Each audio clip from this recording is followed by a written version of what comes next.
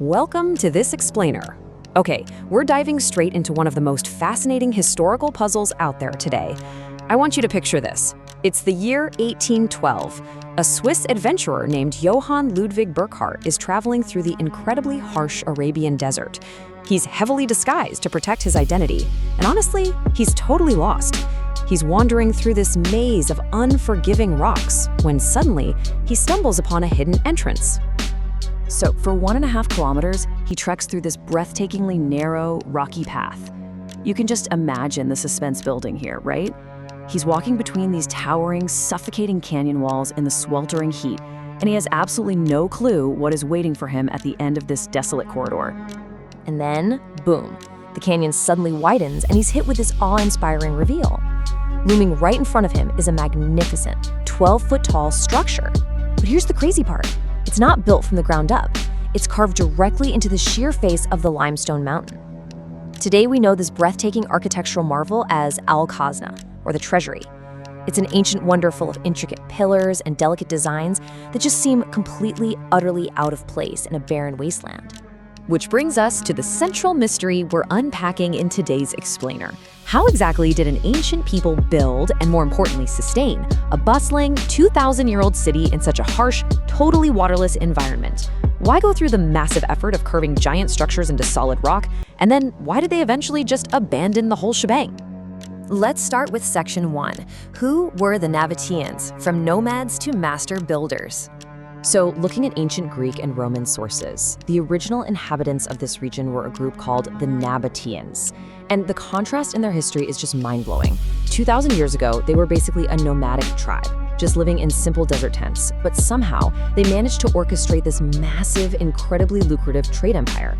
They ended up controlling the flow of silk and super valuable spices, connecting China, India, Egypt, and Rome. They used all that vast wealth to fund this hidden city, famously stashing their immense treasures high up in the cavities of these very rocks. But it begs the question, how did tent-dwelling nomads suddenly become master mountain carvers? Which brings us to part 2, the top-down construction mystery, carving mountains. Think about this. We're talking about a 127-foot-tall stone facade. Normally, to build something like that, you need massive temporary structures. Even today, constructing something on that scale requires some serious scaffolding. But here's the really baffling part. Researchers and archaeologists have absolutely scoured the treasury and other monuments in the city, and nothing. No scaffolding marks, no temporary structural clues, nothing was ever found. For years, experts were totally stumped on how they actually reached the top. The breakthrough finally came when researchers discovered a crucial, partially incomplete structure nearby in the ruins. This discovery completely flipped everything we knew about ancient construction. It turned out the Nabateans were actually carving from the top down. Here's how they did it. First, they'd climb the adjacent rock and cut a horizontal shaft straight into the limestone. Standing inside that shaft, they started carving the pillars and designs, just slowly working their way downwards. And this really highlights their absolute genius. As they carved the top half, all that falling stone and rubble piled up at the base, so they literally just walked onto their own construction waste, using the fallen rubble as a natural ramp to reach and carve the bottom half. It's an ingenious, totally unique method that you practically never see anywhere else in the ancient world. Moving on to part 3, tombs or a living city, uncovering the population. All right, so they had the immense wealth, and they clearly had the architectural genius. But what exactly was this giant city of stone even used for? Well, initially, researchers found rare Aramaic script, which was a language used in the Middle East around the time of Jesus. And this script specifically warned people not to disturb the sacred chambers or take anything inside. Because of those warnings and the fact they found over 800 burial sites, early historians assumed Petra was just a giant, silent city of the dead. Basically, a massive, elaborate graveyard. But modern research uncovered a pretty stunning reality. By analyzing the scale of the actual living areas, experts realized that during its golden era, Petra wasn't a graveyard at all. It was actually a bustling metropolis, home to an astonishing 20,000 to 30,000 living, breathing residents. Which naturally leads us to a massive, glaring contradiction, right? If this was one of the driest, most barren deserts on the planet, how in the world did 30,000 people get enough water to just survive, let alone thrive? That brings us to section 4, Masters of Hydroengineering, Ancient Plumbing. The answer to the water problem actually lies beneath the surface. Literally. While examining a massive structure known as the Great Temple, researchers noticed these strange little holes dotting the floor. Suspecting they might be water channels, they broke out some modern tech, GPR, or ground-penetrating radar. Now, GPR shoots radio signals down into the earth. These signals bounce back slowly when they hit dense soil, but they bounce back super fast when they hit empty space. Using this radar, experts found a massive, complex network of underground channels running right beneath the temple floors. Essentially, the Nabateans were laying down sophisticated ancient plumbing long before they even built the floors over it. Okay, so the plumbing was there, but where's the actual water coming from? They found it at a natural underground spring called Ain Musa. The catch, though? It was located a full 8 kilometers away from the city. So the new nightmare challenge the Nabateans faced was figuring out how to transport water 8 kilometers through rugged, rocky terrain using sectioned pipelines. And if you know anything about plumbing, you know that when water rushes through section pipes, it naturally creates air pockets.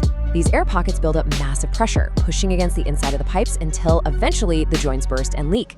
And in a desert, you absolutely cannot afford to lose even a single drop of water. The way they solved this is it's mind-blowing, honestly. Modern hydro engineers ran extensive experiments recently to see how you'd prevent these pressure buildups. They found that to ensure perfect flow without air pockets or leakage, pipes need to be angled at precisely 4 degrees.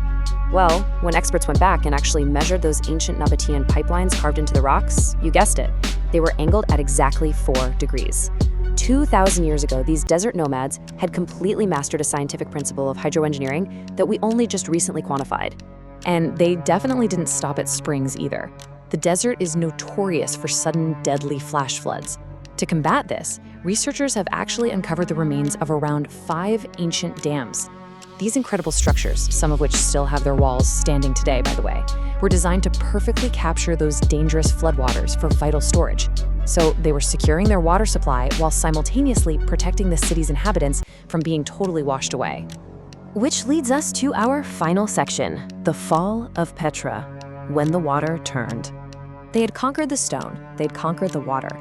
But if they were so incredibly advanced, why was this thriving, technologically brilliant city just abandoned to the desert?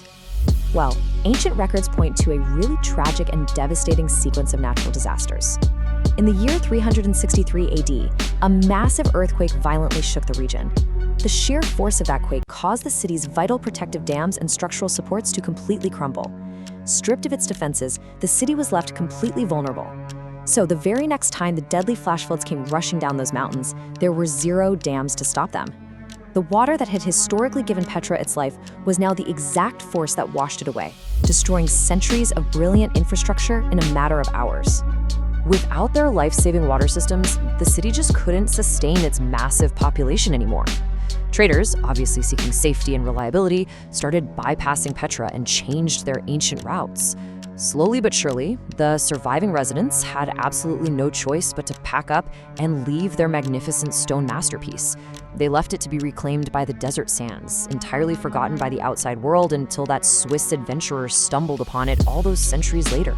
When you trace Petra's history, you really get a sense of its epic scale, from a brilliant feat of nomadic engineering 2,000 years ago to its tragic downfall in 363 AD, to its very cinematic rediscovery in 1812, and finally its rightful designation as a UNESCO World Heritage Site in 1985. Oh, and fun fact for you movie buffs out there, its iconic treasury was famously featured as the Holy Grail Temple in Indiana Jones. Ultimately, the story of Petra isn't just about a city carved in stone. It's a profound testament to human ingenuity in the face of impossible odds. Seeing how they mastered that precise 4-degree plumbing angle millennia before modern science caught up really leaves us with a provocative thought to end on today. What other modern scientific principles did ancient civilizations secretly master before being tragically lost to time? Thank you so much for joining me for this explainer, and keep questioning history.